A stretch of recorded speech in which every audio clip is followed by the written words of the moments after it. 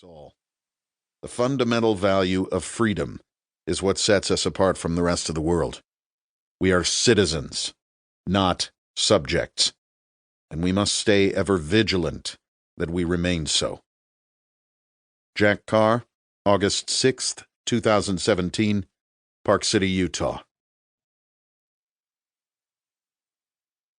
Prologue.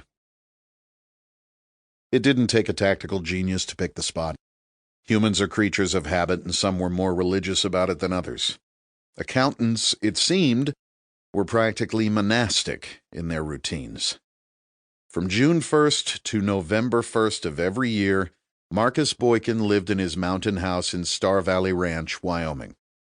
Star Valley sounded far more appealing to the East and West Coast real estate buyers than its previous name of Starvation Valley. It was an enclave of wealthy outsiders in otherwise rural western Wyoming, stuck into the mountainside like a well-manicured finger of civilization, full of multi-million-dollar homes in a part of the world otherwise populated by ranchers and cowboys. Every Monday, Wednesday, and Friday, Boyin rose early and climbed into his silver Mercedes G550 SUV to drive the 50 miles to the relative metropolis of Jackson. With a summertime population of bankers and hedge fund managers that would rival the Hamptons, it was the only place within hours where he could eat a gourmet meal with an $800 bottle of wine. In Jackson, he could sip lattes and read the Wall Street Journal in the company of fellow seasonal residents from New York, Greenwich, Boston, and Los Angeles. 3 days a week, he could connect with real people in person, instead of waiting impatiently for his friends to comment on his Facebook posts. Dinners at Rendezvous Bistro were far tastier, and the conversation more stimulating than his usual meal alone on the deck, no matter how spectacular the view.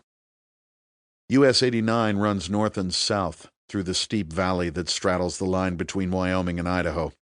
Irrigated hayfields near the roadway lie in the shadows of the rugged 10,000-foot peaks to the east and more gentle hills to the west. Just north of the tiny town of Alpine, the route to Jackson turns east along the Snake River and winds into the mountains of the Bridger-Teton National Forest. At this point in the journey, the jagged ridgelines of the Tetons run nearly to the roadside, like towering cruise ships moored alongside an asphalt pier. 10 feet from the well-maintained road was terrain as rugged as nearly anywhere in the lower 48. The home of trophy mule deer and giant elk, as well as plenty of black bears and the occasional moose. Having never touched a gun or hunted in his life, it would never occur to Boyin that September 15th, the opening day of deer season in Wyoming's Region G, fell on a Monday that year. James Reese had hiked in the previous afternoon from a trailhead on the opposite side of the mountain from the U.S. highway. The trail began near the road as the crow flies, but it was many miles away by vehicle.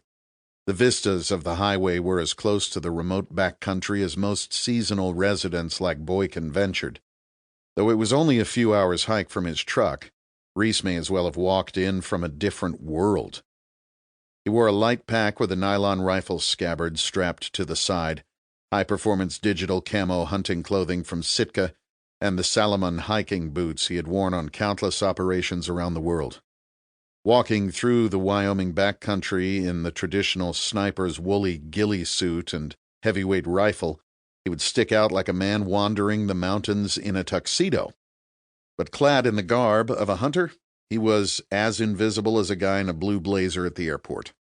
The anonymous tip that he'd called in about the moose poachers just south of Jackson would probably occupy every game department cop in the region, but in the unlikely event that he ran into someone of authority, the hunting license and deer tag in his pocket would verify him as just another hunter out looking for muleys on the busiest day of the year.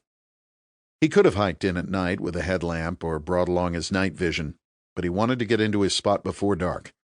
No sense twisting an ankle, or worse, in this rough country, and he was anxious to get started. He had studied the topography on maps and satellite imagery hundreds of times, but he'd still hiked the route 2 days earlier to ensure that it looked the same on the ground as it did from the air. The country was steep.